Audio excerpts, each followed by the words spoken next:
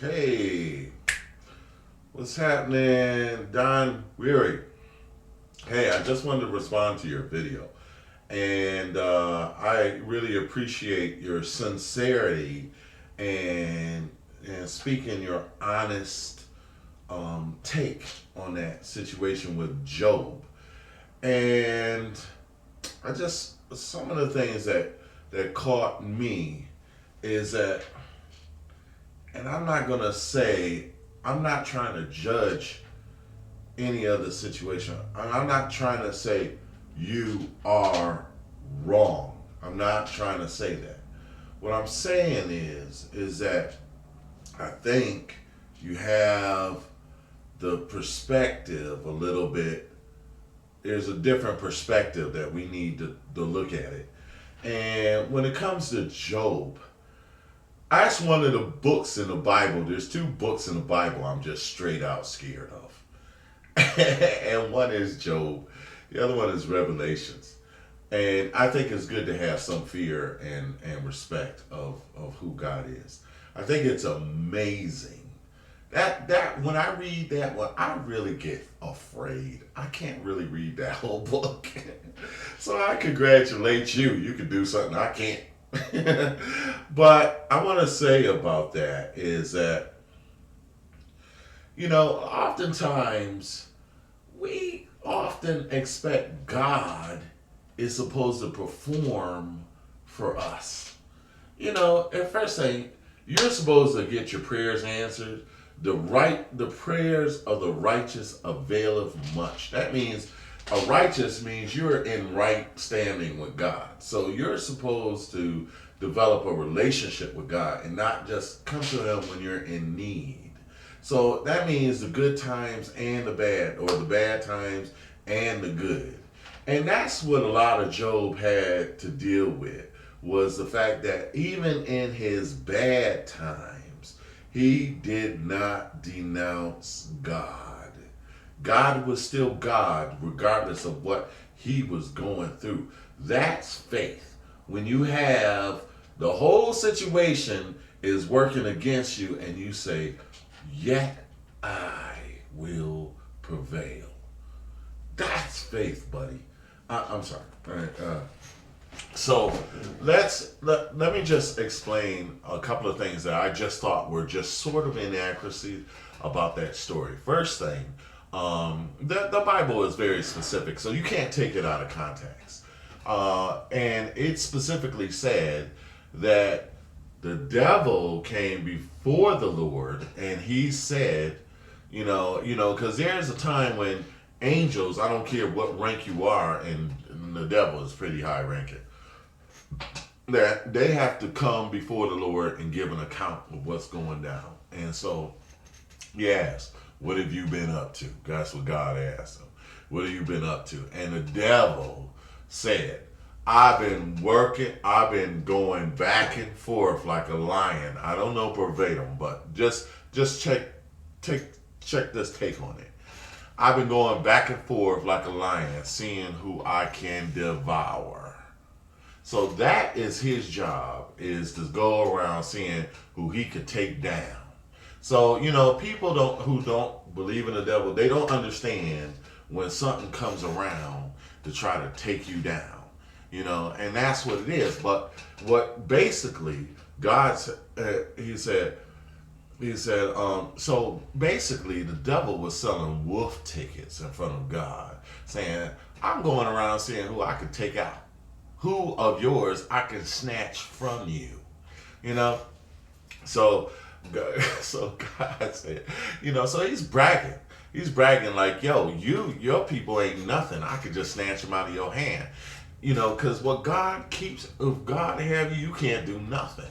And so basically he was selling the wolf ticket to him, and God said, well, you really think you all that, and you think you can handle my business and take my people. My people love me, and they won't leave me just because of circumstance. And he said, well, if you can't even handle my man Job. And so God was really bragging on Job.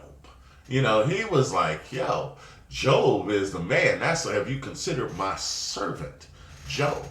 You know, and to be called the servant of the Lord, the Most High, I'm with it. Call me, if I could ever have that honor, I would be praised. I would just be so happy.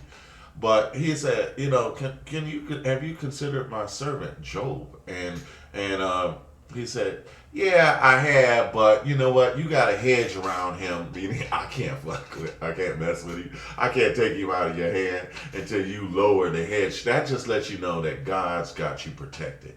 You know, and you know, a lot of people always just want to thank God for what He's done for you lately, but they don't understand that they need to thank Him for what He hasn't allowed to come your way.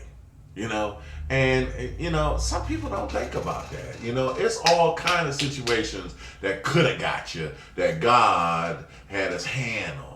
And oftentimes we don't understand His wisdom because we don't have a mind to understand it. We don't see it. But let me tell you something. You know, God don't, you know, Job lost all his family and stuff like that. And God renewed him and gave him a new one because He's a restoring God. But He don't look at death the way we look at death. We try to tell God how He's supposed to behave over these matters that we don't have control over death. Jesus does.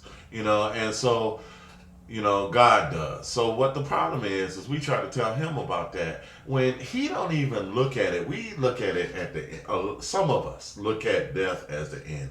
Now, I ain't gonna, you know, and it's so sad because we lose, you know, we lost the presence of somebody when death comes and takes. But God doesn't, He's an eternal God. He has the power of life and death. So when we lose somebody, we look at it as they are gone. He's like, they're asleep. I got them. They're in my hand. You know, your family members, they in my hand. They sleep. I got them. They're covered. You know, don't worry about them. You live your life. I'm just trying to paint a different point of view. So on top of that, so as far as that is concerned, it wasn't such a cruel thing in the eyes of the Lord.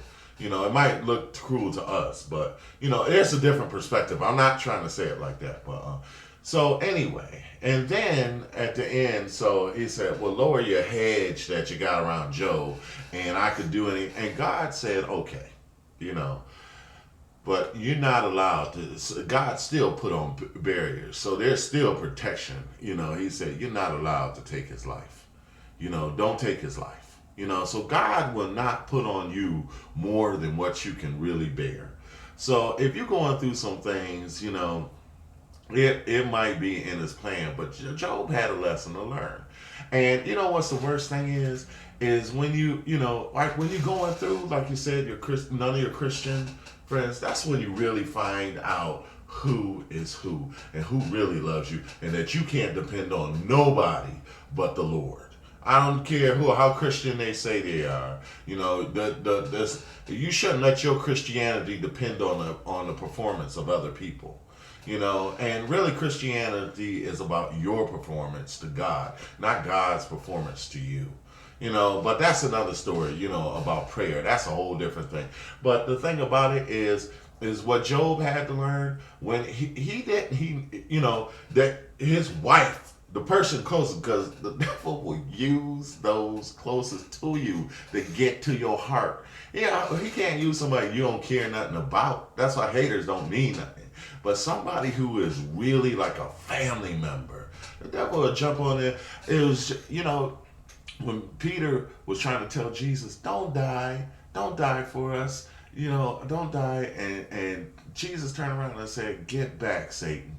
You know, because, you know, Jesus knew what He had to do. And God, the devil used those closest to you.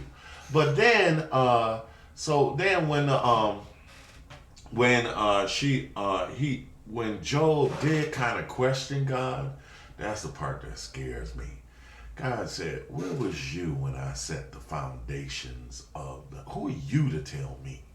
Where were you when I rolled back? Oh God.